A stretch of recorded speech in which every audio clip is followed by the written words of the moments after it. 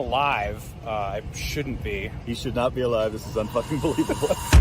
From the heart of trucker America, my boy Reed Coverdale, host of The Naturalist Capitalist.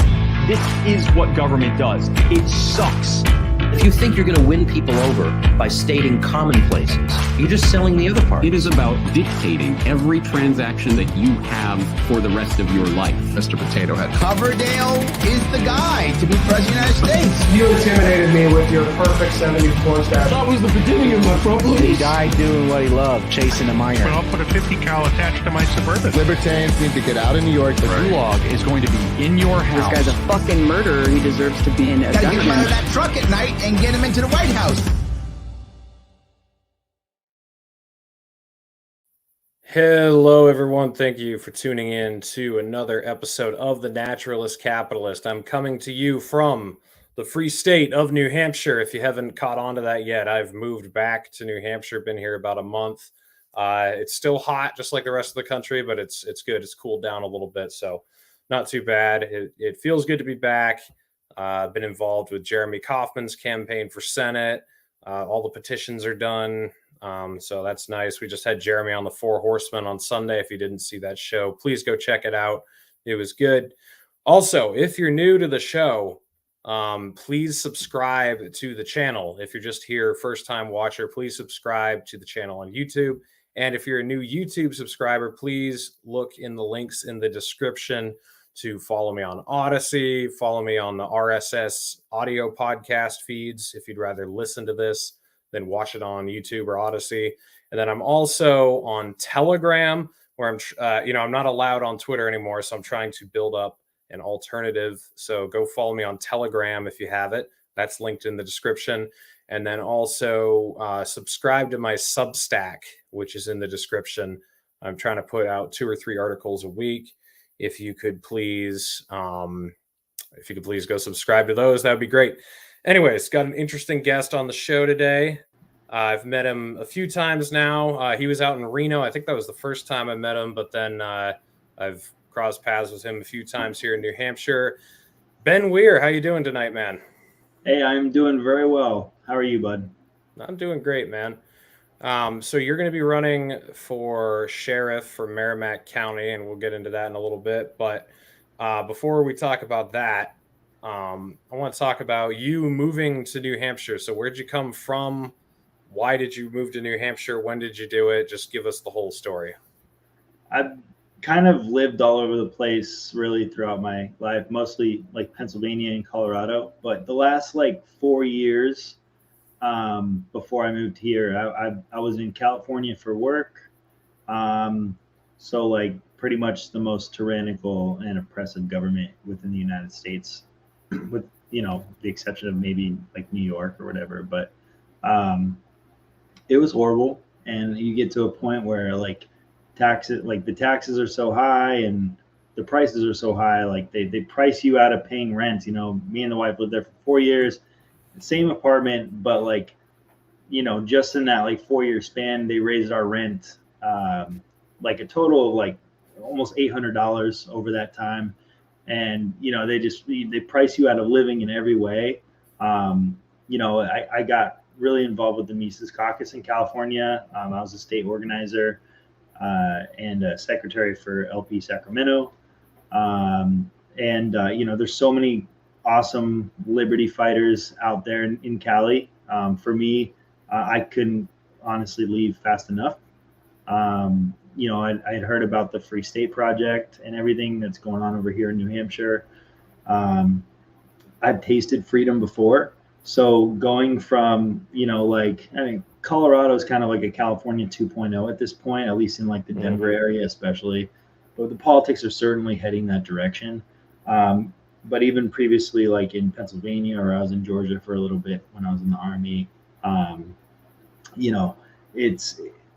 I've tasted freedom. I love guns. I've shot guns since I was 5 years old. It's a big passion of mine. I'm an activist for the Second Amendment. And you really like my guns. I got the ones I brought to the shooting range the other week. He's a big big fan of this type of gun right here. So hell it was yes. a lot of fun. But yes, and you know, it was like, it's just been a big part of my life. So when I went to California and they started telling me like, oh, you can't do this, you know, like they literally count how many bullets you're buying at the register and they report that to the government. And then, you know, like they have all like the AR-15, the no assault weapons, which is, it's so easy to get out of. Like if people are interested in building an AR out in California, they want it to be like California compliant, but get out of the whole maglock situation that they force upon people. You know, like they can message me on the side and I can explain to them how that works. It's really not complicated. The ATF has very vague rules in terms of like what like classifies things as an assault weapon. So, which is really just an arbitrary term anyway. So, you know, but yeah, like I was saying, you know, I love the outdoors. I love hunting. I love guns. And honestly, there's no better state in the entire country to enjoy the outdoors at all 4 seasons, fish and hunt and shoot guns and fight for liberty than the state of New Hampshire. Like this is where I was meant to be. And I came to that realization and I got here as quickly as I could. So. Yeah. So I'm a guy who's lived in a lot of places too. So I've lived in Arizona, Colorado, Utah, and I spent a lot of time road tripping, went to all 50 states, spent lots of time in California, lots of time in Montana, lots of time in Idaho. So I've also been around the country a lot, but where's everywhere you've been? You've been Georgia, Colorado, so like, you know, Fort Benning, Georgia. I was born and raised in State College, Pennsylvania, right in the middle of PA, for the first like 14, 15 years of my life. And then, the second longest I've lived in a state was Colorado, which I pretty much lived there, until I left to California, with the exception of when I was in the Army. I lived outside of Denver, like the Denver metro area, northeast of Denver, like Commerce City, Thornton, you know, kind of out that way. Yeah. So. Yeah, I lived in Wheat Ridge when I lived outside of Denver for about 8 months, 6 to 8 months. Did you ever go to a show at Red Rocks? Never went to a show. I've been to Red Rocks a couple times, but never went to a show. Probably missing out on quite the cultural experience there. It's like a once in a lifetime.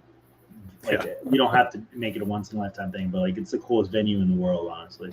Yeah, it's a cool spot. I can say that much, but I've never watched a concert there or anything. How long were you in Colorado anyway? Because I when I lived there, I knew a lot of people who had lived there forever, and they were complaining that it was becoming the next California. It was like, yeah, this place used to be awesome, but now, you know, traffic sucks and it's just becoming more and more liberal all the time. But what like span of time were you there for? I think it was 2004 or 5 until like 2017. Oh yeah, so you probably witnessed that, right? Oh, absolutely, man. Like it's it's really crazy to see like all the stuff that they've been trying to push through over there. You know, like they're restrictive on, they're getting more restrictive on guns, which is like honestly the last straw from turning it into California, in my opinion. Right. It just sucks for the people in Colorado that live outside of the Denver metro area, because the rest of that state is so great, and it's literally just being completely ruined by people in the city with a lot of money, you know, the politicians, and then all like people from Boulder and the college kids in Boulder, like the woke crazy people. So those are the people that are like single-handedly making that state, you know, go in this downward spiral. But outside of the Denver metro area, it's beautiful. Like there's, you know, for me as like a hunter and like an outdoorsman, so much to do. Like hike 14ers, like Grand Junction's a really cool city.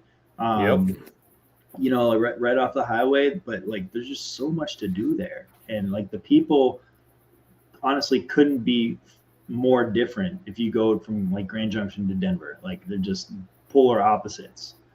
And a lot of them are freedom fighters too. You know, they respect your personal rights and your freedoms, and they love the Second Amendment. That's for sure. Yeah, I mean, I think this segues well into why you're running for sheriff, because the people living in Ridgeway or Montrose or Longmont or whatever, if they don't want to fall under the same rules that Denver does, they don't really have a choice because the edicts come from on high. But you can own a magazine with 30 rounds in Ridgeway, Colorado, and get away with it because there's no one there to actually enforce it. No one bothers to go around and actually regulate that. And on your website, you pointed out that this is the way, this is an important principle that people need to understand. Like, it's not so much about the laws that are passed, it's what is law enforcement willing to actually enforce.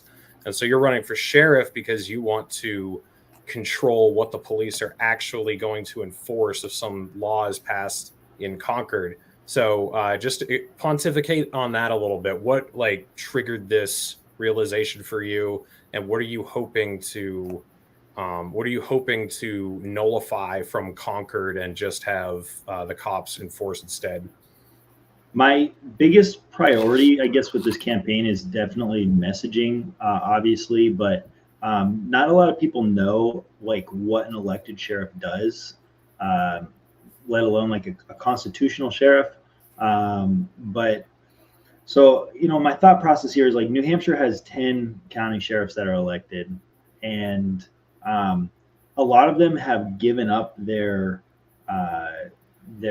authority or whatever, or not, they started kind of passing off certain parts of their job to other people. You deputize people and stuff like that. But a lot of them don't even really fulfill the actual duties as listed in the the New Hampshire Constitution or whatever. They don't even fulfill those duties or even try to. Well, they essentially act as glorified,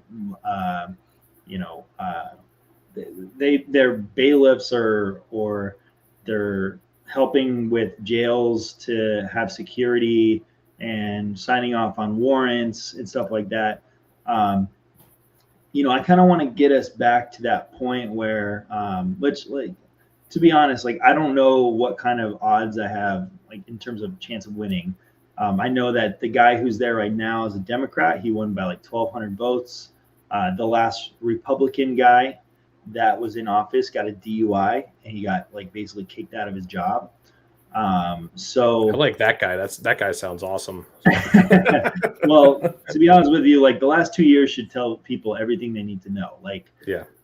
Cops will do what they're told when they're told, to shut down a business or enforce a mask policy, or confiscate guns, or stand by while people's personal property is being destroyed. You know what I mean? And if you look at a firefighter runs into a building selflessly, and it sucks that we have to pay taxes for firefighters, but at least they do constantly put their lives on the line, and they will go in and try and save somebody. Whereas right. You would expect that out of law enforcement or a police officer. They're under absolutely no obligation to protect anybody. So, looking at Uvalde shooting and stuff like that, they literally stood in the hallway for 70 minutes, and they did nothing. And there were several people that were being held back by officers that were trying to go in there and actually do the job essentially. And honestly, in my opinion, those cops should be probably charged with negligent homicide. But for me, why I want to do this is I want to prove that one, libertarians have the solution to all these problems that we're facing in the law enforcement community. We have the best political philosophy in the world, and it's not really explained or brought out to people in a lot of cases. But I've been turning a lot of ears both on the left and the right, for standing up for things we have a huge mental health crisis in law enforcement. Obviously, I have friends that were in infantry and stuff with me, and they have PTSD, or they I've lost friends to PTSD, and it's something that a lot of cops have a lot of mental problems like that, and they're not addressed, they're not taken care of. I do think that law enforcement should be able to treat their mental illness or PTSD in whatever way they want, up to and include, cannabis and psilocybin. If that's, in my opinion, I think they're kind of miracle medicines for that. But specifically, I'm running as a constitutional sheriff because there's not a whole lot of sheriffs that are actually upholding their number one duties of, like, they literally pledge an oath to uphold the Constitution. And there's not really a whole lot of people that have done that over the last 2 years. So, freedom of speech, the Second Amendment, these are all very important things. People's right to protest, people's right to have personal property. But I even actively talk about Article 1, Section 8 and, defend the guard. I'm trying to help organize a rally here in New Hampshire at the state capitol on 9/11 to try to get the Defend the Guard bill kind of like rolling and get some steam behind it in New Hampshire. And there's no reason why we can't bring our National Guard troops home, and why, Congress shouldn't be fulfilling their constitutional obligations either. We should kind of do a little sleight of hand and enforce that upon them. If they really want to be warmongers, they should at least do it the constitutional way. I still am completely anti-war as it gets, but that's kind of where I'm at. Yeah, I actually remember in 2020 there was a Tom Woods episode where he was interviewing a sheriff I think it was in Arizona, who refused to enforce lockdown mandates. And so, instead of just focusing on the governor race or just focusing on, changing a law, you can really, it's almost like jury nullification. You can, instead of trying to change the superstructure, you can just come in and, throw a hand grenade into the system and actually stop it at a local level where you can actually get involved and maybe win. So you said you're not super sure about your chances of winning this. We'll see. I'm telling everybody that I'm the constitutional sheriff option, and I'm actually getting some people on the left and right, helping me and in terms of even just signing my ballot access petitions. They were very interested in what I had to say. Another thing for me is if I'm talking to somebody on the left, I'm telling them hey, I want to help fix some of the mental health stuff, or offer maybe some better de-escalation training, because that's something that's super overlooked as well. I'm talking to the right. I'm literally almost exclusively talking about constitutional rights and freedoms. But really, all of this stuff mixes very well. A sheriff can end no-knock warrants single-handedly because they don't have to sign off on any of those warrants. We can prevent civil asset forfeiture, which is legalized theft essentially by the state. Over the last 10 years, they've confiscated between 10 and 15 million dollars from New Hampshire citizens that will never be returned to them. And a lot of those people don't even have to be found guilty of anything, or even presumed guilty. Really, they can be arrested and detained, and they can take your stuff and never give it back. It's literally theft. So what type of blowback can you expect from people above you if you just nullify their orders, basically? So if Concord passes a law that restricts some sort of gun ownership, and you just say, no, fuck you, we're not doing that in Merrimack County, what likely form of recourse is there going to be coming your way? Or for the most part, do they just not do anything? It's really hard to say, because an elected sheriff doesn't really have to report to anybody. Technically, I could arrest the governor if I wanted to. I don't think there's any kind of real legal recourse with that if it's a just arrest or whatever. But then you can also deputize people to help you with things too. And that's why, my slogan for the campaign is #deputize everyone. And the idea behind that is, in a perfect society, the society I want to live in, cops don't even really have to exist. Everybody is essentially the police. We're all protecting our property and our rights, together. And I got that kind of concept from Michael Malice, actually, on a podcast a long time ago. But yeah, in terms of, I made a post the other day even, is that, we have like this 9.1% inflation, and, the politicians are voting in all these like big spending bills and all that. Well, like they're forcing this inflation tax through, extorted money on people. Like, to me at least, there definitely should be held accountable for that. So who's to say that I can't go and arrest the politicians for extorting money from the public? Like, it's kind of open to interpretation, you know what I mean? But it's not an avenue I'm unwilling to explore if I did get elected, because even like with like property tax here, like who the hell is arbitrarily raising people's home value? And while we already have a high property tax here, people are literally getting like evicted for unpaid property tax all the time, and it's just one of those things where it's like, who's raising people's property taxes? It's the counties, whoever's like, not necessarily the assessor. There's some other person. I'm still trying to figure out what entity is exactly the one that's doing this. They better not be going off of Zillow prices, because they're not even accurate. But they should be liable too. That's like, they're completely stealing from us. Like, there's literally no other way to put it. So yeah, I mean, they certainly leave all the laws open to interpretation on their end, and they certainly explore these venues, as you put it. So you definitely should why too. not? Why not? Justin O'Donnell says Article 8 of the New Hampshire Constitution says any citizen can sue to stop the government from wasting money. So why can't a sheriff arrest them for doing so criminally? I think that's an excellent point. Yes. So what can people do to help elevate your profile and get your name out there and give you a better chance to win? What are you trying to push right now with your campaign?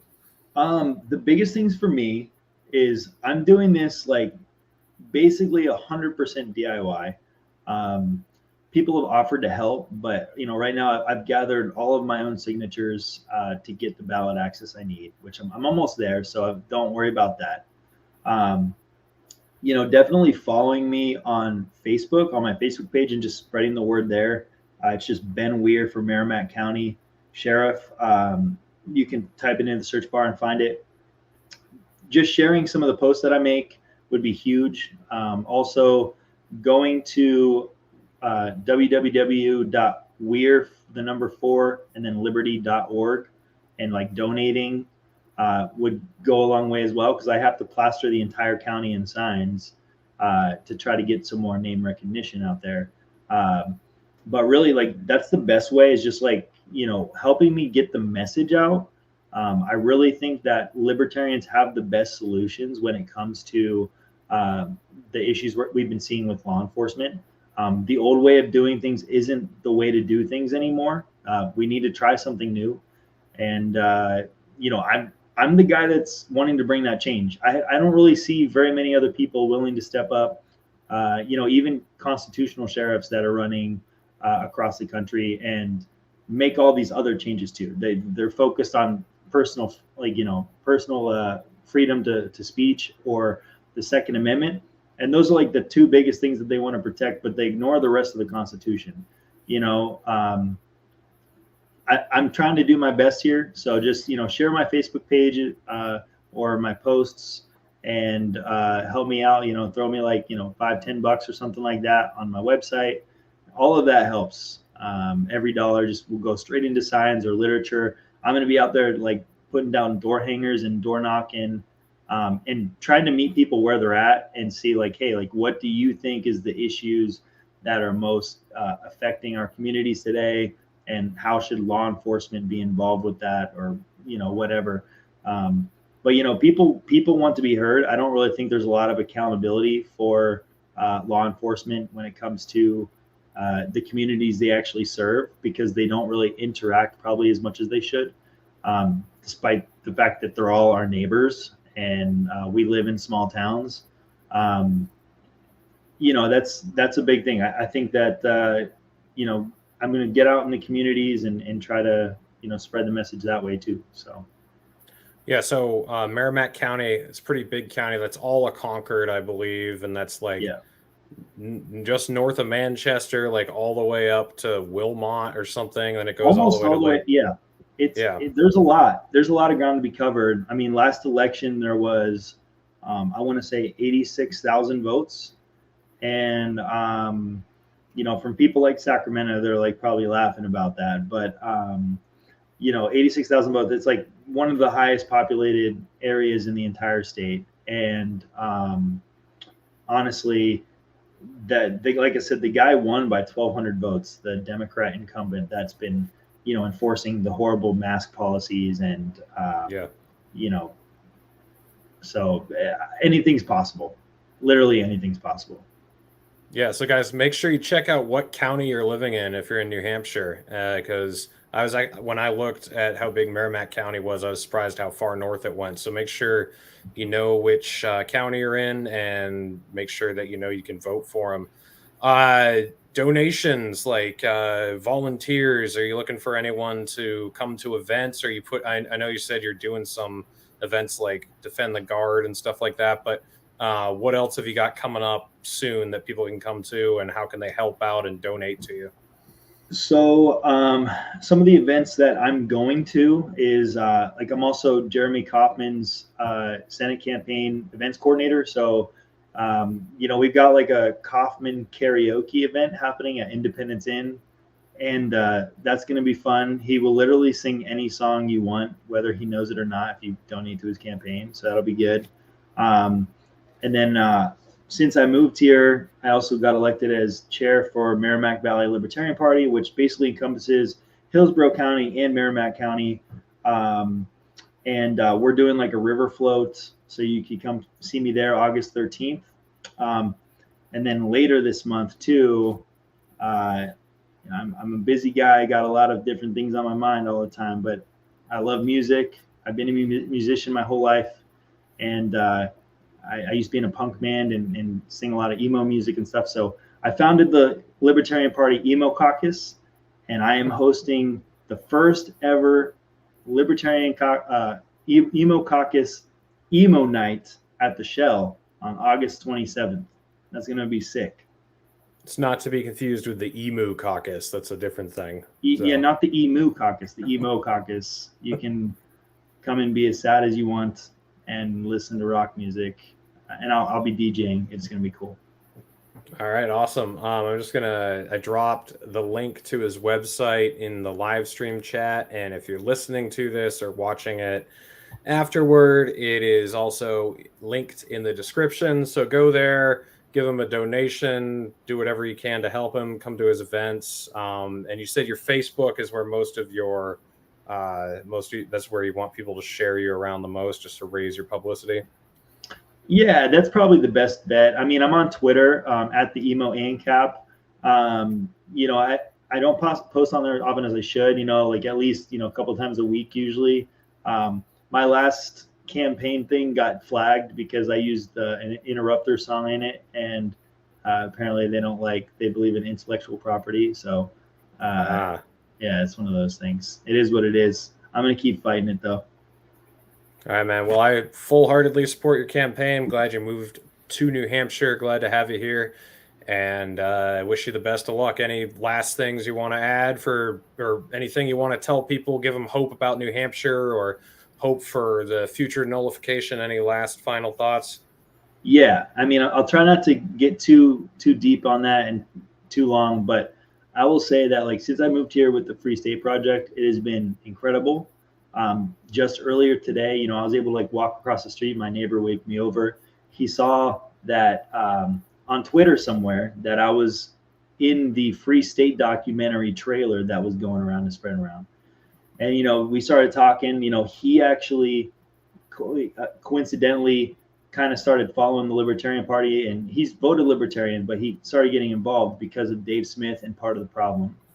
And the same time I'm talking to him about how I'm a Mises state organizer for New Hampshire, this other guy's walking by and he's like, yeah, like, hey, I looked up your bumper sticker earlier for the Mises caucus. I'm like, I'm all on board with this stuff.